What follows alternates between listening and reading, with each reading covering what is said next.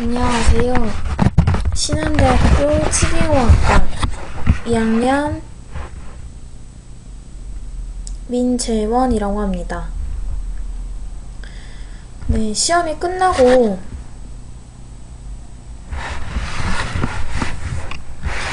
오랜만에 보는 것 같은데요.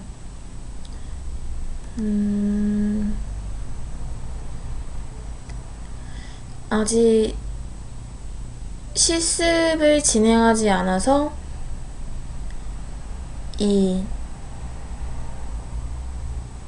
요즘 많이 이야기가 되고 있는 드론에 대해서 발표를 하려고 합니다.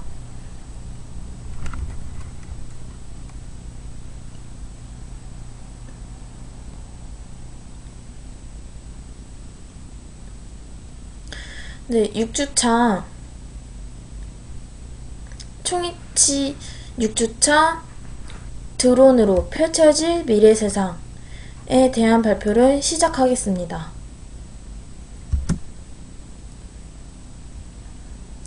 이 오른쪽 위에 있는 사진처럼 이 물체를 드론이라고 하는데요.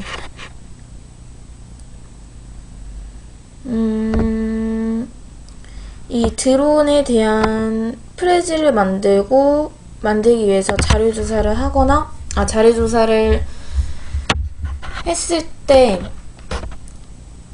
드론에 대해서 어느 정도는 알고는 있었는데 이미 이렇게 많은 곳에서 이용이 되고 있다는 것은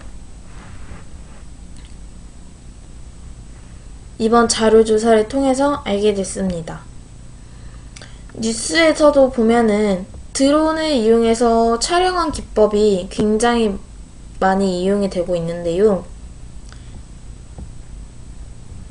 이 드론은 이 사람이 타지 않아서 안전성도 높고 이 사람이 촬영하기 힘든 곳에서도 촬영이 되니까 많이 이 방송에서 많이 사용을 하는 것 같더라고요.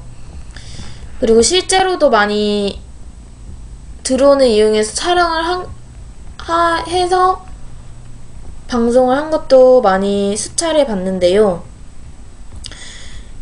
이 드론은 드론은 요즘 들어 만들어진 게 아니라고 합니다. 2차 세계대전 때도 이 드론을 사용했다고 합니다. 그 당시에는 군사용으로 많이 사용됐지만 지금도 물론 90%는 군사용으로 많이 사용을 하고 있지만 많이 보급이 되면서 장난감으로 많이 사용도 되고 이 드론에 대한 영상을 만들면서 알게 된 것이 이 서비스 쪽에서도 드론을 사용하고 있다고 해서 되게 신선한 충격이었는데요. 드론을 이용해서 택배를 한다고 합니다. 그래서 되게 충격적이었는데 실제로도 그러한 준비를 하고 있다고 합니다. 그래서 이 드론에 대한 이 드론이 무엇이냐 하면은 사람이 타지 않고 무선 전파로 유도하거나 지상에서 조종하는 무인 항공기를 말합니다. 이 드론이 비행이 될 때 벌이 윙윙거리는 소리와 비슷하다고 해서 드론이라고 불리기 시작했습니다. 간단히 말해서 조종사 없이 무선 전파로 조종할 수 있는 비행 물체를 말합니다.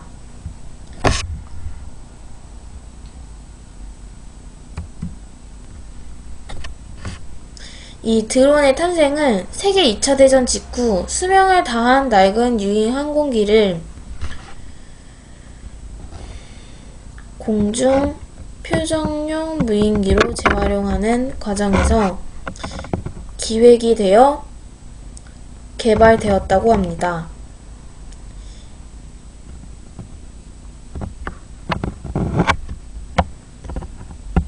이 세계 2차 대전이면은 엄청 예전부터 이미 드론이랑 비슷한 무인 항공기 같이 이미 개발이 되어 군사용으로 이렇게 사용이 됐다고 합니다. 초기에는 이렇게 각종 미사일 사용 연습에서 표적물의 역할을 수행을 하다가 냉전 시대에는 적진에 투입되어 정찰 및 정보 수집, 임무를 수행하기도 했답니다. 그 이후에도 드론은 많이 이용이 되었는데요. 원격 탐지 장치, 위성 제어 장치 등 사람이 수행하기 힘든 부분까지 이 드론을 이용해서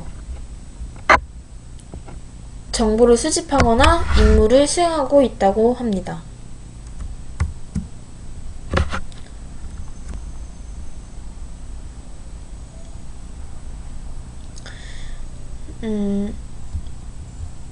뉴스에서 보도된 드론의 시대에 대해서 영상을 보여드리겠습니다.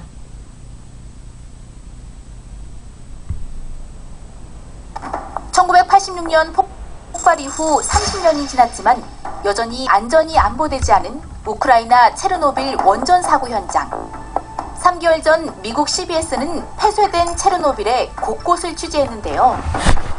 지금껏 보지 못했던 비극의 현장을 카메라에 담을 수 있었던 것은 바로 드론 덕분이었습니다. CNN 역시 지난 2013년 발생한 터키 반정부 시위의 생생한 모습을 드론으로 촬영해 보도한 바 있죠. 드론은 조종사 없이 특정 임무를 수행할 수 있도록 만든 무인 항공기로 벌이 윙윙거리는 소리와 비슷한 소음을 낸다고 해서 드론이라고 불렸는데요. 드론 저널리즘이라는 새로운 분야가 탄생할 만큼 최근 전문적인 뉴스 채널들은 시위나 사고 현장을 취재하는데 카메라를 장착한 드론을 자주 활용하고 있습니다. 하지만 그 탄생은 전혀 다른 이유로 시작됐다는데요. 최초의 드론은 1917년 미국에서 개발된 스페리 에어리얼 토페도로 100kg이 넘는 폭탄을 싣고 비행하는 임무를 수행했습니다.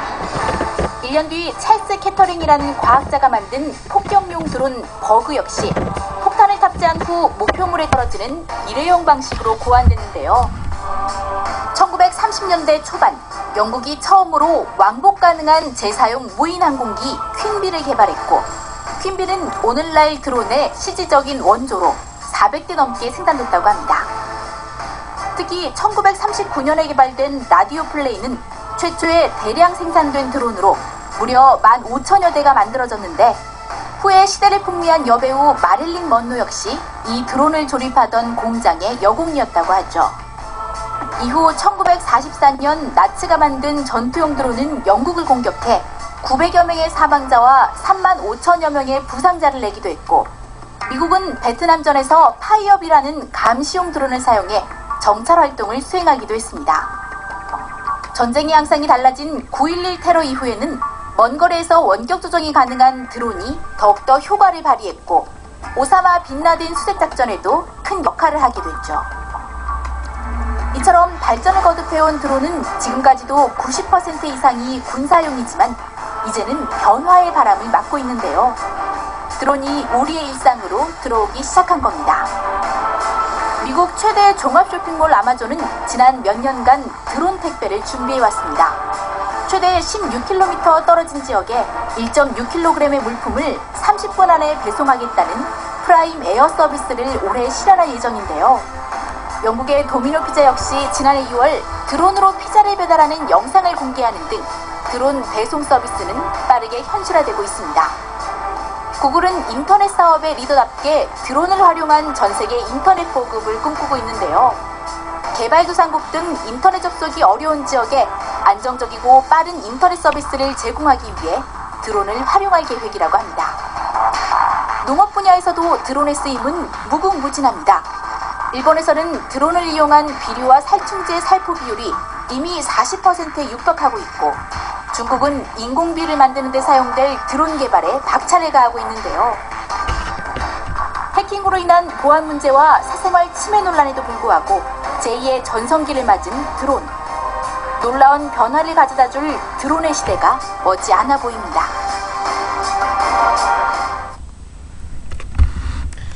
네, 이상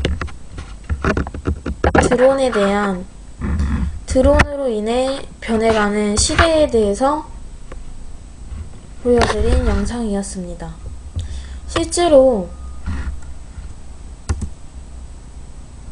실제로 이렇게 많은 분야에서 이미 드론으로 사용이 되고 있는데, 더 발전이 돼서 우주에서도 드론이 사용이 될 수 있을 거라는 생각도 하게 되었습니다.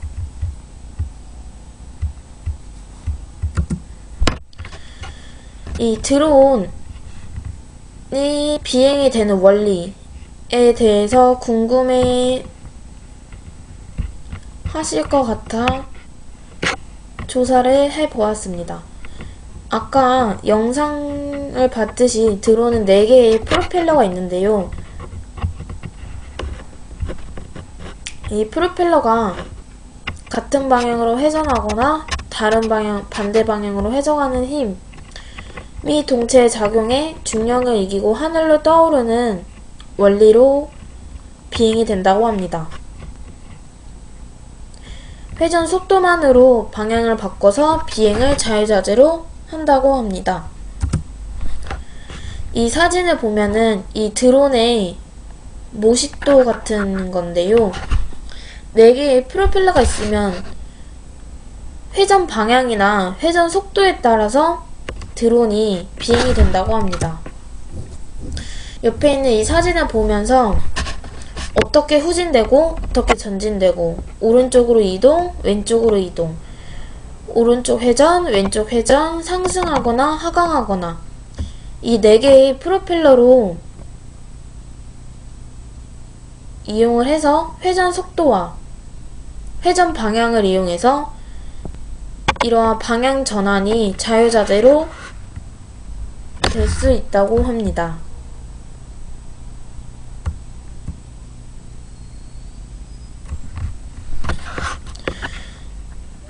드론의 분야인데요.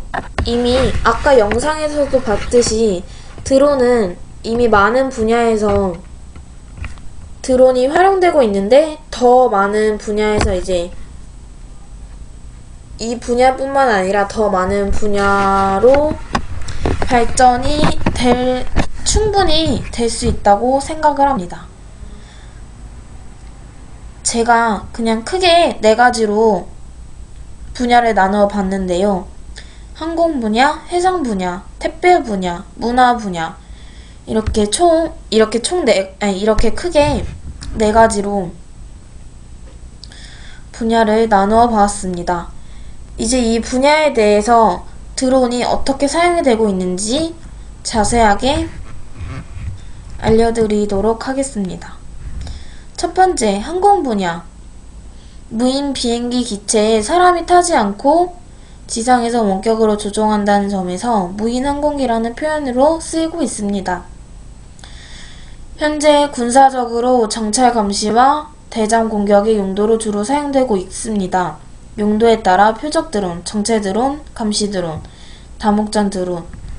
다목적 드론 등으로 구분이 되어 사용되고 있습니다. 쉽게 말해서 항공 분야는 초기에 발명되었던 드론, 군사용으로 많이 사용되고 있는 드론을 말하고 있습니다. 현재 90% 정도 군사용으로 사용이 되고 있는데,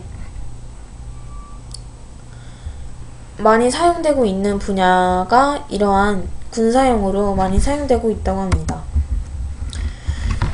두 번째, 해상 분야. 무인 전함은 7m 길이로 잠수 기능과 장착된 중화기가 특징이며 11m짜리의 가장 큰 무인 전함 모델은 전직 침투 및 특공대 수송, 정찰 등을 수행하고 있습니다.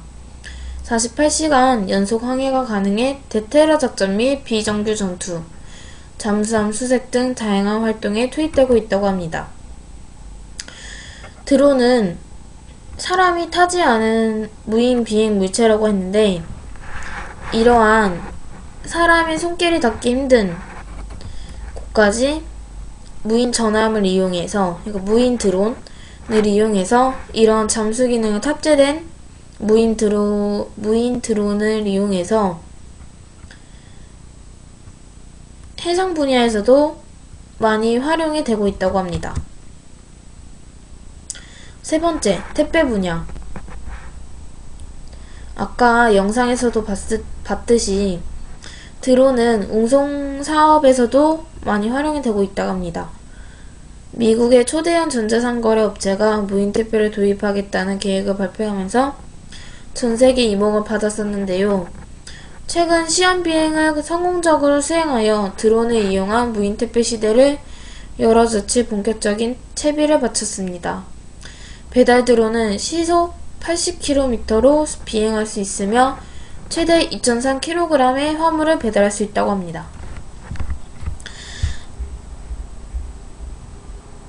아까의 영상처럼 아마존에서도 실제로 사용한 사례가 있고, 그리고 미국에서 도미노 피자에서도 이 드론을 이용한 배달을 시작을 하려고 시행 중이라고 합니다. 네 번째, 문화 분야.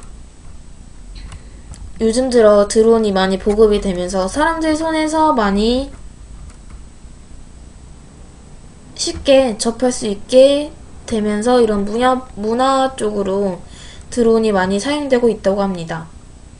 언론에서는 드론 저널리즘으로 표방하여 스포츠 중계부터 재해 현장 촬영, 탐사 보도까지 드론으로 활발히 사용하고 있습니다. 카메라를 탑재한 드론이 지리적 한계나 안전상의 이유로 가지 못했던 장소를 생생하게 렌즈에 담을 수 있고, 과거에 활용하던 항공 촬영보다 촬영 비용이 더 저렴하다는 장점이 많이 드론을 사용하게 된 것 같습니다. 최근엔 개인을 겨냥한 드론도 많이 보급이 되고 있다고 합니다. 주로 키덜트족을 공략한 제품으로 알시카마니아 층에게 인기가 많다고 합니다. 요즘 스마트폰을 많이 사용을 하는데 그에 걸맞게 스마트폰으로 드론을 저장할 수 있는 특징이 있다고 합니다. 하지만 이렇게 많이 활용되고 있고 더 활용될 수 있는 가능성이 많은 드론에 대한 문제점도 이야기가 나오고 있는데요. 뉴스에서도 드론의 문제점에 대해서 얘기하게 한 적이 있습니다. 많은 나라가 드론의 가장 큰 문제점을 안전으로 꼽았다고 합니다. 테러리스트가 드론에 위험물질을 넣어 배달을 하거나 드론이 갑자기 고장나 추락하여 인명피해를 입거나 갑자기 추락한 드론으로 부상을 당하는 사람이 생기거나 해킹을 당하거나 장애물에 부딪힐 위험이 많이 상존한다고 합니다. 차량용 드론이 많아질수록 사생활 침해 위험도 늘어난다고 합니다. 현재 방송사 등에서 상업용으로 사용하는 드론은 미리 관련 부처에 신고를 하고 이용이 되고 있습니다. 독일 DHL은 드론을 이용하기 위해 비행 구간도 따로 만들고 속도도 시간당 40마일로 제한해서 운행을 하도록 정해져 있다고 합니다. 아직까지 우리나라는 독일처럼 드론을 사용할 때 이러한 제약이 있진 않지만 지금도 많이 사용하고 있는 드론이 더 많이 지금보다 더 많이 덜 사용하지 않을 것 같다고 생각을 합니다. 이러한 드론에 대해 생기는 문제점들을 규정하는 법이 생겨야 될 것 같다고 생각을 합니다.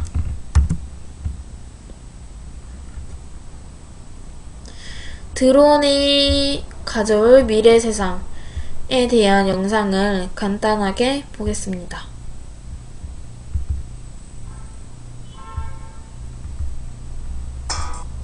수영씨는 아침 출근길에 차들이 막혀 움직이지 않는 것을 발견하고는 자동차에 달린 드론을 띄웁니다. 드론이 보는 영상을 자동차 안에서 모니터로 보면서 1km 앞에서 사고가 난 것을 발견하고는 막히지 않는 다른 길로 출근을 합니다.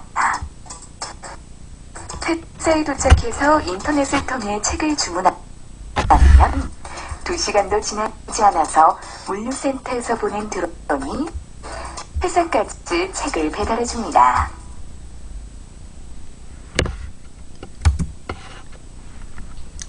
네, 이 영상처럼 드론이 실생활에 많이 사용이 될 수 있을 것 같다는 확신을 주는 영상이었습니다. 그리고 마지막에 이 서비스 쪽에서 드론이 사용이 되어 이런 택배 같은 분야에서 드론이 특히 더 많이 사용이 될 것 같다는 생각을 가지게 되었습니다. 이상으로 6주차 영상 드론이 펼쳐지는 미래, 드론의 현재와 미래 세상에 대한 발표를 마치겠습니다. 감사합니다.